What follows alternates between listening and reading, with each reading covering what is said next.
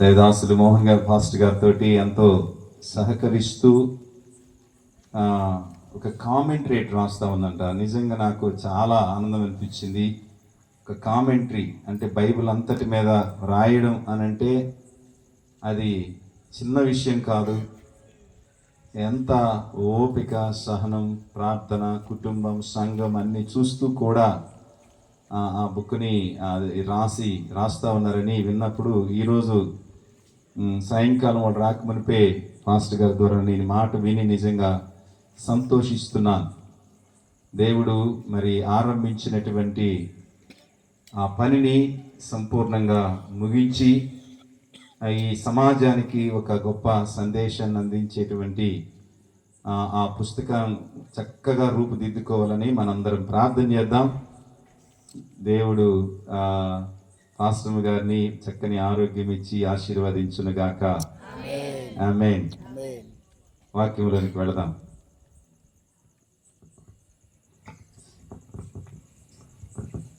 ప్రభువైన యేసుక్రీస్తు నామంలో కూడి వచ్చిన మీ అందరికీ నజరేతు ప్రార్థనా మందిరం వారు నిర్వహించు ఈ క్రిస్మస్ సంబరాల్లో పాల్గొన్న మీ అందరికీ ప్రభు పేరిట వందనాలు తెలియజేస్తున్నాం.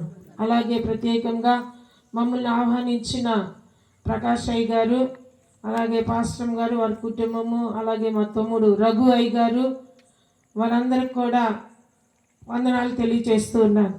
అలాగే చక్కగా ఆరాధనలోనికి మనల్ని నడిపించిన సేవకులు సుధాకర్ అయ్య గారు, మరి తర్వాత ఆనంద్ పాస్టర్ గారికి ప్రత్యేకంగా వందనాలు తెలియజేస్తున్నారు. రాజు గారికి మంచిది. వాక్య భాగంలోనికి మనము కొద్ది సమయం, నాకు ఇవ్వబడిన ఈ సమయంలో కొద్దిసేపు దేవుని వాక్యాన్ని ధ్యానం చేసుకుందాం. మరి ఈ ప్రాంతంలో కలేడు, ఈ ప్రాంతంలో దేవుని సేవ జరిగిస్తున్న సేవకుల్ని దేవుడి ఈ పరిచర్యను దేవుడు ఇంకా బహుగా విస్తరించునుగాక. ఆమేన్. మంచిది. వాక్య భాగాన్ని చదువుకుందాం. యెషయా గ్రంథము 7వ అధ్యాయము 14వ వచనం చదువుకుందాం. యెషయా గ్రంథం. కాబట్టి ప్రభువు తానే ఒక సూచన మీకు చూపును, ఆలకించుడి. కన్యక గర్భవతి అయి కుమారుని కని అతనికి చాలు ఇమ్మానుయేలును పేరు పెట్టును. ఓకే, యేసుక్రీస్తుకి నామాలు ఇవ్వబడ్డాయి. నామం, పేర్లు. పాత నిబంధనలో ఈ గ్రంథంలో యెషయా గ్రంథంలోని 9వ అధ్యాయము 6వ వచనంలో ఏలయనగా మనకు ఒక శిశువు పుట్టును, ఆయన భుజము మీద రాజ్యభారం ఉండును, మనకు కుమారుడు అనుగ్రహింపబడును. ఆయన పేర్లు చెప్పండి. ఇవన్నీ మనకు తెలిసినవే. చెప్తారా మీరు? నేనే చెప్పాలా? చెప్పరా? మీరు ఎవరు మాట్లాడరా? ఆశ్చర్యకరుడు, ఆలోచనకర్త, బలవంతుడైన దేవుడు, నిత్యుడొక తండ్రి. మంచిది. కొన్ని నామాలు ఇవ్వబడ్డాయి. యేసు అనగా రక్షకుడు, అలాగే క్రీస్తు అనగా అభిషేక్తుడు, ఆయనకి ఇవ్వబడిన నామములు. అలాగే ఇప్పుడు మనం చదివిన ఈ లేఖన భాగంలో ఇమ్మానుయేలు అనే నామం ఆయనకి ఇవ్వబడ్డది. ఈరోజు మనం ధ్యానించుకునే అంశం ఏంటంటే ఇమ్మానుయేలు అయిన దేవుడు. ఇమ్మానుయేలు అని అంటే అర్థం ఏంటంటే మనందరికీ తెలుసు, దేవుడు మనకు తోడు అని అర్థం. మత్తయి సువార్త మనము 1వ అధ్యాయంలో మనం ఇక్కడ చదివితే చూడండి, 1:22 చదువుతా ఉన్నాను. ఇదిగో కన్యక గర్భవతి కుమారుని కనును, ఆయనకి ఇమ్మానుయేలును పేరు పెట్టుదురు అని ప్రభు తన ప్రవక్త ద్వారా పలికిన మాట నెరవేరినట్లు ఇదంతయు జరిగిను. ఇమ్మానుయేలు అని పేరుకు భాషాంతరమున దేవుడు మనకు తోడని అర్థము. ఇమ్మానుయేలు అయిన దేవుడు,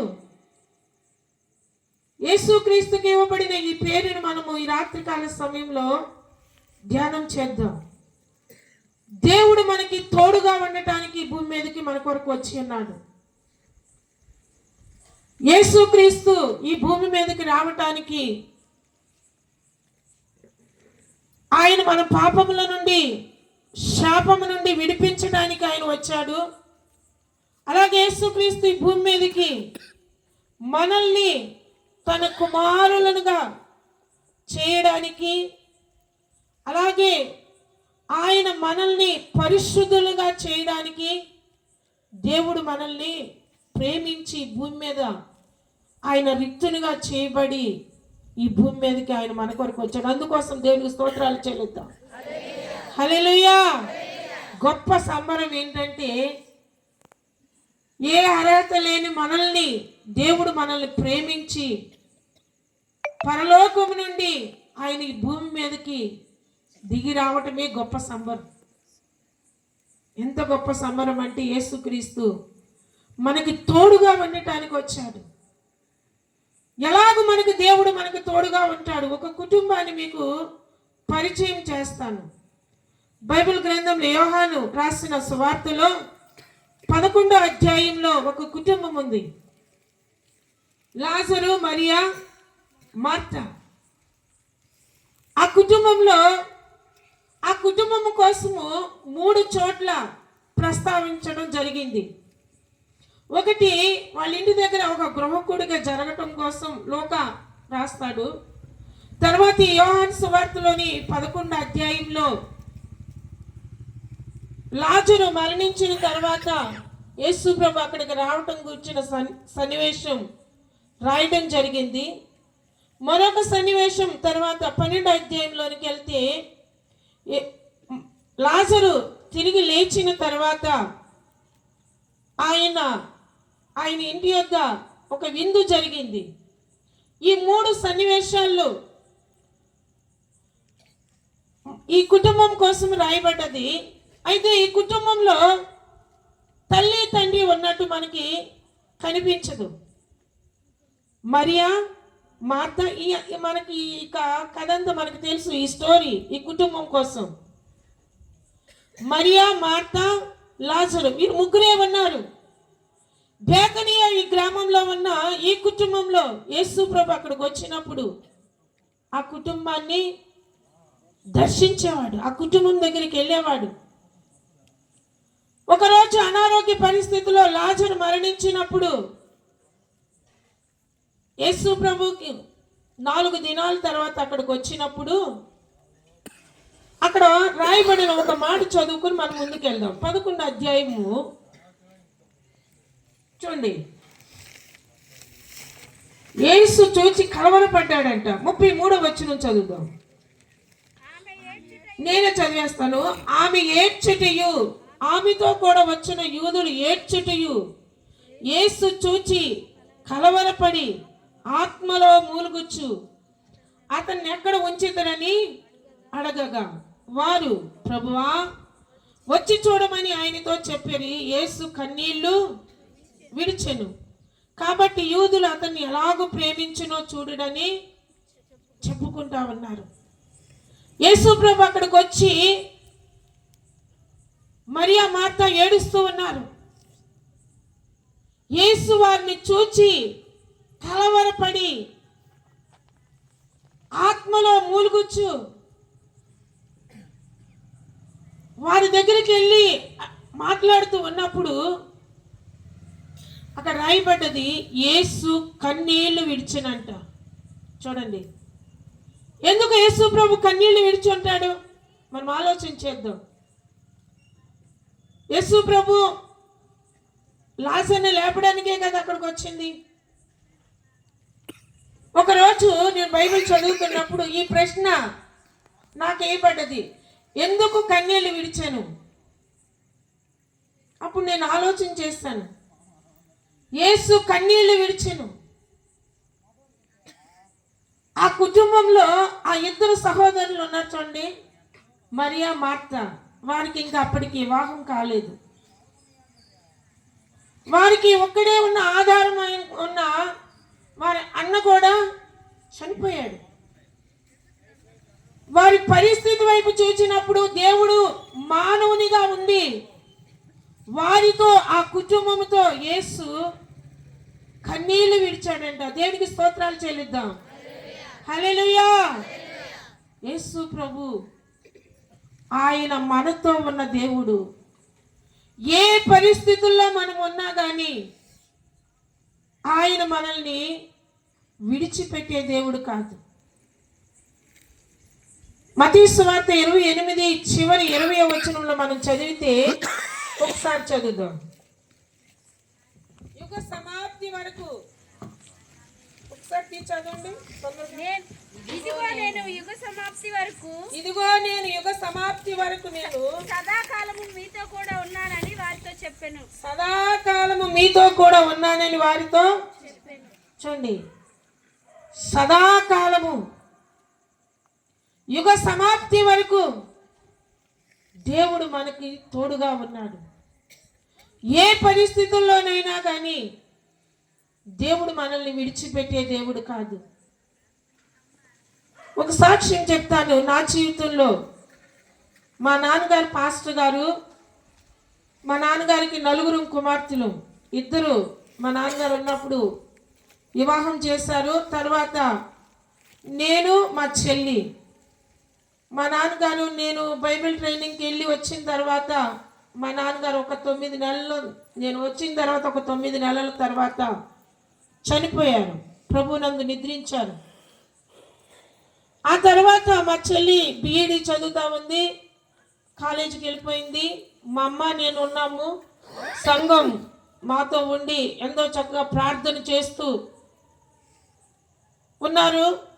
అయితే ఆ పరిస్థితుల్లో నేను ఇలాగ ప్రార్థన చేశాను, ప్రభువా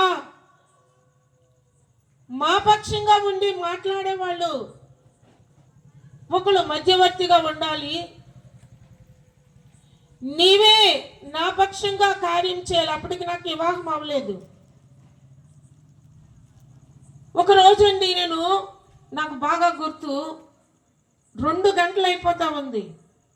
ఒకదాన్ని నేను చర్చిలో ఉన్నాను, అందరు నిద్రపోతా ఉన్నారు, ఏడుస్తూ ఉన్నాను. నా ఏడు బాగానే ఆగట్లేదు. ఆ తర్వాత అలాగే ఏడ్చి ఏడ్చి ఏడ్చి ఏడ్చి ప్రార్థన చేసి పడుకున్నాను.